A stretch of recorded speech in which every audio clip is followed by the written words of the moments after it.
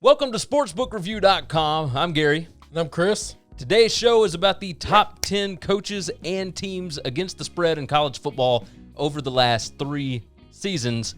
Let's go ahead and dive into it. First off, though, if you like the show, give this video a thumbs up, share the video, make sure that you subscribe to this channel so you can get more content going forward.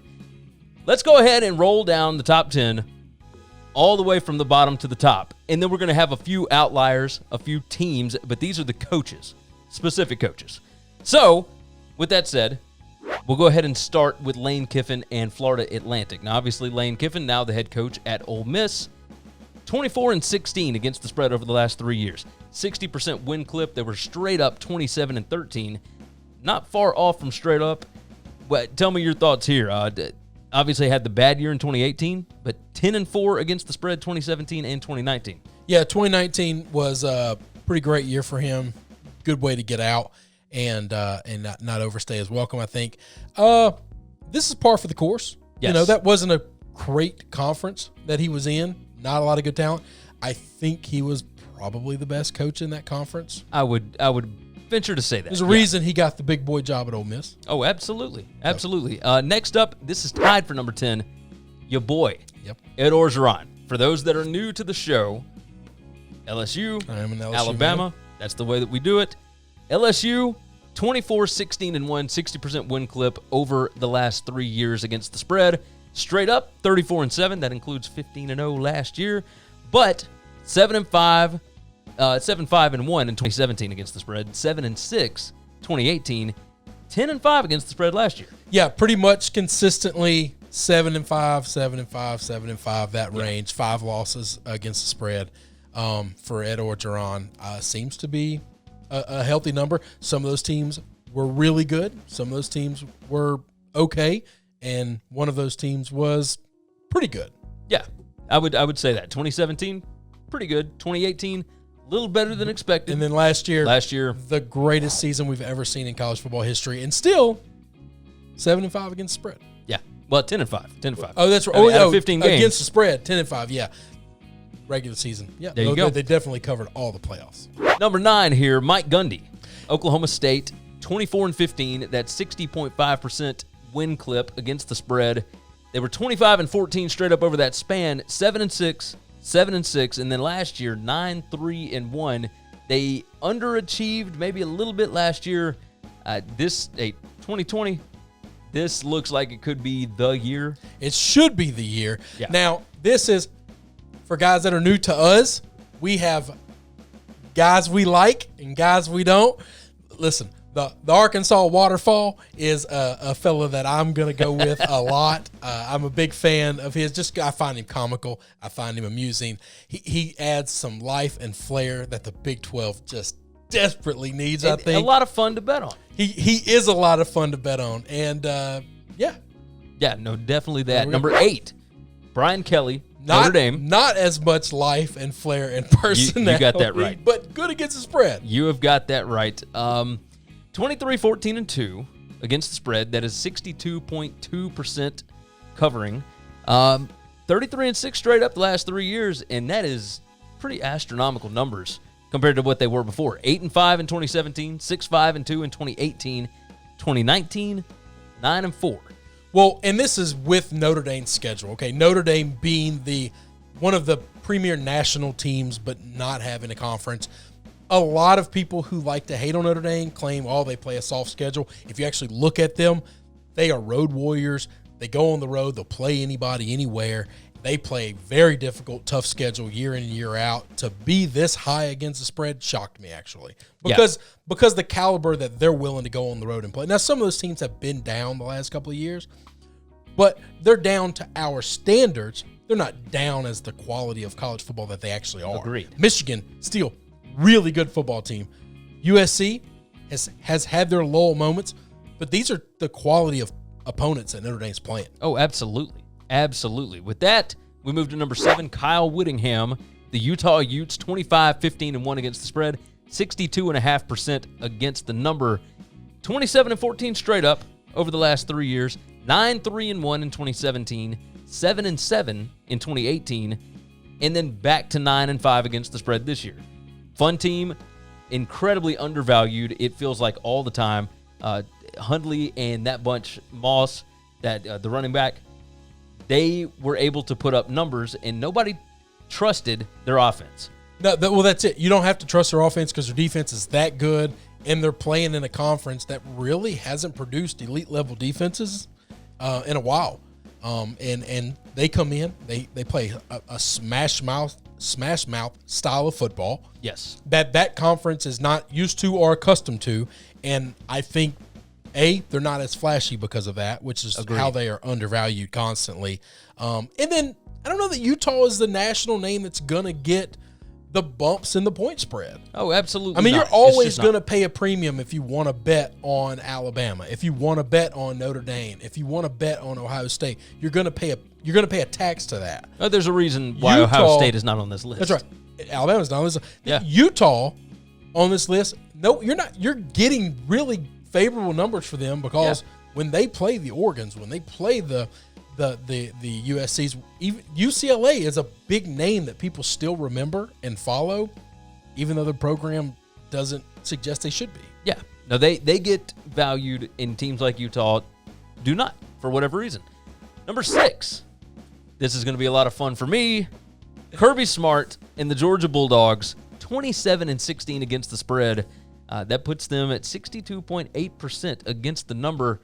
36-7 straight up over the last 3 years. I mean, this is one of the upper echelon teams as far as talent goes in the country. They've whiffed on some games where they've been underdogs and whatnot, but overall, 27-16 against the spread. 11-4 in 2017. That was the year they made the national championship game. 8-6 in 2018. That's when everybody started to figure out, we need to start putting more of a premium on these points. Yep. And then 8-6 in 2019. The offense has not been great. They've not been able to outscore those point spreads very regularly at all. 8-6 against the number is still pretty good. Nothing wrong with it. Give me your thoughts here. Listen, y'all, you can do what you want. We've got favorites that we like. We got guys we don't. This is a guy I'm just not sold on. I think he took over an elite level team talent-wise, and he has took them to another level recruiting-wise that they weren't before. Yeah. In a time when the SEC East was really bad. And I think that you've got two big players in the SEC East that are on the rise, getting better, and I think that's going to bring his consistent numbers more back to the fold, to average. I think Tennessee is coming up. I know Florida is a sleeping giant, and I just think you're not just going to roll through the East every year the way you have. No, that's definitely fair. Obviously, you've got Kentucky and Mark Stoops. But Will my Muschamp, thing is, how long he's going to last. How long is Stoops going to be there? Somebody, we're Stoops fans.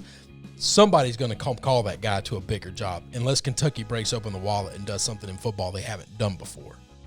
I think you're right. Now, obviously, I'm going to say this about Kentucky. Obviously, we're talking about against the spread and whatnot, but they're not on here. Nope. But I will say that's a really favorable job. You're making $4.5 to $5 million a year. Every time you win 7 games, your contract rolls over. No, I get it. At some point in time, do you want to compete for a conference champion? Just a conference championship, that's a hard place to ever do that at. Yeah. And if you're a super competitive guy, which we know Mark Stoops is. Oh, absolutely. He comes from that family, finishing 3rd and 4th in your division every year. It's got to be something rough. I think that guy's interested in. The money's great, and the job is a fantastic job. Oh, yeah. Fantastic job. Oh, he went about that in a different way. I would love that job. I feel like he's got a competitive fire to him that he's going to want to win a championship or at least have a chance to compete with one. Getting the talent that those big 3 schools in that conference is, the division even, competing year in, year out, maybe once every 5-6 years, they can be in the conversation. He's going to have to do something special to get there. No, you got that right. He went about the recruiting a different way. He attacked Big Ten country and sold the SEC to Big Ten country. And he's had success. He's done awesome. Yeah. Well, he realized I can't go into the South and compete. Yeah. Nobody's coming to my school, but a lot of people would pick me over the Big if you Ten. go into Ohio, Indiana, et cetera, go and get the best players there. And a lot of kids in those states, too. You've got that right. Moving on to number 5, Jeff Brohm and the Purdue Boilermakers. 24-14 against the spread, 63.2% covering. They were 17-21 straight up. Not great. But when you can cover the number like that, that means you are incredibly undervalued, and you're a pretty good head coach. Well, last year that number straight up fell because injuries fell. Oh, absolutely. They were still able to cover a lot of games because the number adjusted to the injuries and things of that nature. Jeff Brohm, hell of a football coach. Speaking of competitive families, and if they can be healthy, man, that is a team that I like watching a lot. You got that right. They were 9-4 against the spread in 2017, 7-6 in 2018, 8-4 last year. Even with all the injuries and trying to move in second and third teamers, they didn't have Rondale Moore last year. I think that you'll pay a premium this year having Moore back, but we'll see. We will see. Obviously, it all depends on what the schedule ends up looking like. But number 4, this is another one of your favorites. Bill Clark, the UAB Blazers, 26-14-1. That's 65% against the number. They do nothing but cover, it feels like. 28-13 straight up, 8-4-1 in 2017, 10-4 in 2018, and 8-6 in 2019 against the spread. Last year, they were incredibly young. They are more experienced this year. They are probably going to be the favorites in Conference USA. Probably, so long as their schedule goes off without a hitch, favored to win at least 10 of 12 games. I would think so. This is a team that really knows what they're doing. So there are coaches like Gundy that I enjoy for entertainment value, okay? There are other coaches that I look at, I look up to, I worship at the feet of Bill Clark. Yeah. I think this is one of the most incredible men that has ever walked the earth. It's just a super impressive guy. What he's done at UAB, he's respectable. At UAB, bringing that program back from having no football whatsoever. Back from the dead. Didn't leave. Could have taken a lot of other jobs and said, you know what? These kids need me. These kids depend on me. I thought he should have been a head candidate to get some of these big boy jobs that have floated out there. He hasn't so far. As long as he's at UAB, he's going to win games. He's going to cover spreads. Usually his season total is always a good bet, and just blindly pick him against the number, you'll do great. From the very first year, they have always been undervalued. Whether it's in games or in, the futures. Yeah, doesn't matter. Yeah, we'll move on. You've got even the year that he just a couple years ago when they came back. Yeah. Nobody gave them credit at all. And towards the end of the season, you saw they were as good as advertised, still getting great value. Oh, absolutely. The line never caught up to him. It ended. So UAB ended their football program after the 2014 season. Yeah. In 2012, 2013, I think they won a combined 3 games. Yep. He came in 2014. First year on the job, came in from Jacksonville State, won 6 games, got him to bowl eligibility, and then they cut the program out from under him. He stuck around. He stuck around for those 2 seasons after that to build the football program back. And then now you see what he's doing with it. Just the level of character that this guy has is just over and above what I see of most college football players and coaches. Oh, absolutely. Let's move on to number 3. Somebody you were not a big fan of. Nope. Dabo Sweeney, the Clemson Tigers, 28-15-1. That is a 65.1% winning clip. 41-3 straight up against the spread. They don't lose very often, obviously, in the conference that they are in. They are heads and shoulders above everybody. 8-5-1 against the number in 2017, 9-6 in 2018, 11-4 last year. So they had a couple of scares early, and then they just dominated everybody. Yeah, until the end. Until the very end. Only got that butt whipped. Listen, if you get to handpick all your opponents, then you're going to be really, really good. Okay? The ACC is just right now. There was a day at a time. We grew up in the 90s. It was a fantastically strong conference. Lots of great coaches, maybe North Carolina can get back. Maybe our boy Mike Norvell can do something at Florida State. Maybe Manny Diaz can pull Miami up by the haunches and get them back to relevancy. Maybe. He didn't show it last year. Maybe Fuente can do something at Virginia Tech. We love Bronco Mendenhall. Yeah.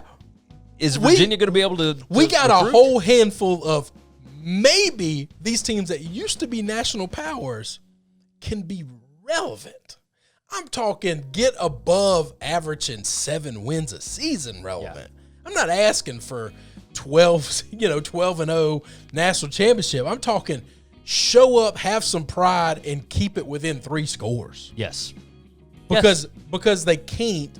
And when you have a team like Clemson that is playing upper echelon football, and you get to moonwalk through a schedule every year, I don't know what to. I don't. Yeah, they're a good bet. Yeah, they're just a safe bet. No, absolutely. Speaking of those, number 2 here, Fresno State. Jeff Tedford, over the last 3 seasons, 25, 13, and 2 against the spread. That's a 65.8% winning percentage, which is on out there. I mean, that's way, way high. 26 and 14 straight up. Yes. 11, 2, and 1 against the number in 2017, 10 and 4 in 2018. And then the bottom fell out last year. Tedford retires, but so the bottom fell out 4, 7, and 1 against the spread last year. But the new coach, 65.8% was with a terrible 4 and 7 season. Yeah. Woo. The new head coach, Kalen DeBoer, who was the offensive coordinator in 2017 and 2018, he left and joined Indiana as the offensive coordinator for Tom Allen back last season, and they went 8 and 5 against the Indiana's spread. Offense was all Indiana had last year. Oh yeah, it was. Yeah, and they were legit. I good. think people are not. People talk a lot of hype about Indiana right now. Kalen DeBoer was a lot really. Of that. Yeah, he was a big part of that. So I think Fresno State can get back to what they were doing. They're going to take a little time. They're going to be a different team, though. Oh, absolutely. Okay, because Tedford was a completely different kind of coach. Yeah, I mean, So. 2017 it was all defense. 2018 it was more so offense, and then 2019 it all kind of falls apart. He loses both the DC and the OC. I think DeBoer can help them put some points up. They're going to have athletes. They're going to have players at Fresno State. Absolutely. Finally, number 1 on this list, and then we're going to give you 5 honorable mentions, whatever, some different circumstances with these. But we'll go ahead and talk about number 1, Lance Leipold at Buffalo. Now, he came from Wisconsin Whitewater. He has done a fantastic job rebuilding that Buffalo Bulls program. 26 and 13 against the number that's 66.7% covering. 24 and 15 straight up over the last 3 seasons. 9 and 3 in 2017, 9 and 5 in 2018, 8 and 5 in 2019, and they are the most experienced team coming back in 2020 in the MAC. I like this team a lot this year. This is a coach that is consistently undervalued every single week for whatever reason, and they outplay those expectations all the time. So this is a team that I am in love with this year. We haven't gotten to do our MAC previews and whatnot yet, but Buffalo returns a ton of experience, a ton of returning production on offense and defense. This is a team to look out for this coming season. I agree. I completely agree. Buffalo's doing things in the MAC, and the MAC is a fun conference. We like MACs in football. Oh, absolutely. Yeah. Let's move on. We'll try out. These are teams that had 2 different head coaches. Yeah, okay? So they didn't make that because they had changed coaches in the middle of the 3 years. Right, and I but did they're have, still at like a 60% or better. Right. So that's kinda why how I we cut wanted it to off. include them, because obviously the talent is there. Obviously, these programs were able to win under 2 different coaches. That's right. So you want to obviously put them in there, but, I could have maybe taken out Lane Kiffin because he left. I could have taken out Jeff Tedford because he left. I do that in some of the other videos. Go through and watch them. You'll enjoy it, I promise. Either way, make sure you hit the like button and subscribe to the channel. That's the biggest part of this, right? So, coaches are 2 different coaches at different schools. Jimbo Fisher and Kevin Sumlin at Texas A&M over the last 3 seasons. Now, Jimbo's been there the last 2. Kevin Sumlin was there the year before that. 24 and 15 against the spread. That's 61.5%. That's not bad. No, that's not bad at all. And Sumlin had 8 and 5 his last season, and the worst was 7 and 6. Jimbo last year. That schedule that they ran through last brutal. year is the hardest schedule I've ever seen a team go through from start to finish before the season ended. Yeah, it was really difficult. I mean, it was insane. They played Clemson, Alabama, LSU, Auburn, all 4 finished and at Georgia. Oh, that's right. And their cross from the East was Georgia that year on the road. Just ridiculous. That's just a schedule that nobody in the country has played. Yeah. on a consistent basis or regularly or in a single season ever. No, it just doesn't happen. And to go 7-6 against that schedule? Yeah, with 7-6 against the number against that schedule. That's what I'm saying. Against the spread. That's insane. Yeah. 2018, they went 9-4. I look for big things from Jimbo going forward. Obviously, Texas A&M never going to be lacking for talent. Next up, Josh Heupel and Scott Frost, both at UCF. Heupel the last 2 seasons. Frost last year was 2017. 23-15-1. That is 60.5%. 35-4 straight up over the last 3 years. 8-4-1 in 2017. That was Frost last year. That was the undefeated season. That's right. The next year, Heupel first comes undefeated season. Yeah, that was it. Well, do we count 2018? I mean, they lost to LSU in the bowl game. Okay. So I wasn't really counting bowl games in any of this usually, but I know it's in the number. Yeah, it's in the number. They were 9-4 against the spread in 2018. They were 6-7 last year. Now, they obviously had to start a freshman quarterback, had to deal with some injuries. Yep. And that conference has gotten incredibly difficult, by the way. Yes, it's really good. I will always refer to the Power Six, including the American. That is just an insanely difficult conference right now. It really is. It really is. You will hear me argue as you get to build a relationship with us and keep checking us out.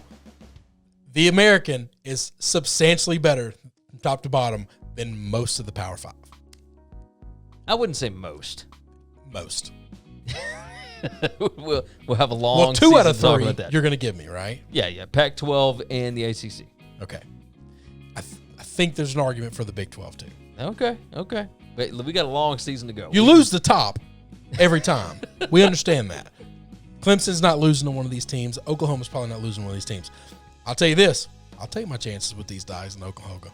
Yeah, you might be right. All right, next up, Appalachian State. All right, as some of our other buddies on our show say, Appalachian State. Is that right? That's how they say it. I'm an Appalachian guy. You an Appalachian guy? I think I'm an Appalachian guy. Okay, that's how we say it. Appalachian. We come from the Memphis area. Anybody getting to know us, our language might be different than most languages. It's a little different. We say Nevada. We say all kind of different stuff. No, I'm not a Colorado guy either. We're going to get that out of here. Scott Satterfield and Eli Drinkwitz have been at App State for Neither one of them are here anymore. Right. I was going to get to that. They were 24-16 against the spread over the last 3 years. That's 60%. 33-7 straight up. I mean, they owned the Sun Belt for, that's forever. In conference, but they go out, and the reason that number is as bad as it is because they're one of those teams that they'll play anybody. Oh, absolutely. They'll play the big boys. They were, because they played really well early on against some non-conference guys, they ended up dealing with higher numbers. Yeah. Those premiums that we were talking about. So they went 6-7 in 2017, 9-4 in 2018, 9-5 in 2019, and then Drinkwitz left after 1 year. Satterfield now at Louisville. Drinkwitz is at Missouri. The new head coach, Sean Clark, was the offensive line coach under both of them. He played at App State. I think he's going to do fine. They've still got a ton of talent. They got Zach, the quarterback, back again. He should do okay. This reminds me a lot of a few years back, Arkansas State lost Hugh Freeze as the head coach. Then they lost Gus Malzahn. And it's just one of those things where we're hiring a local kid. We're tired of people leaving us. And then after that, it was Brian Harsin. And Houston did the same thing, and after losing a couple of coaches, they were like, "Listen, give it to Major Applewhite. Nobody will hire that guy." Yeah, and then they realized, "No, we like winning. Okay, let's find somebody who can do that." but this, I worry about App State bringing in the local guy. Now he's got all the resume you want for this job. Yes, and I think he should do well. It makes me worried. Will he keep up? Because I wonder how much Drinkwitz was riding the coattails of that team from Satterfield left. That team was crazy loaded. Oh, it was absolutely loaded. They were crazy loaded. He had a better record with them than Satterfield did. But they were more experienced. Agreed. So I worry about there's not as much returning production coming back this season. There is some. I worry about App State. Anyway. I agree. Now, finally, these are quick run-throughs. Not even going to have to discuss them. These are teams with going into their third-year head coaches. Dan Mullen in Florida, 17-9 against the spread the last 2 seasons. That's 65.4%. Billy Napier at Louisiana, 18-10 against the number the last 2 years. And then Sean Lewis, Kent State. Sean Lewis was the offensive coordinator under Dino Babers. Yep. So obviously good things there. 16-9 against the number, but they're 9-16 straight up. So not great, but these are teams that are trending in the right direction that you're going to want to pay attention to going forward. With that said, I think that's going to wrap it up. If you want to see more sports content, visit sbrpicks.com or click the links in the description to stay on top of all the content SBR has for you. For sportsbookreview.com, I'm Gary. And I'm Chris. Don't forget to subscribe, share the show, and like.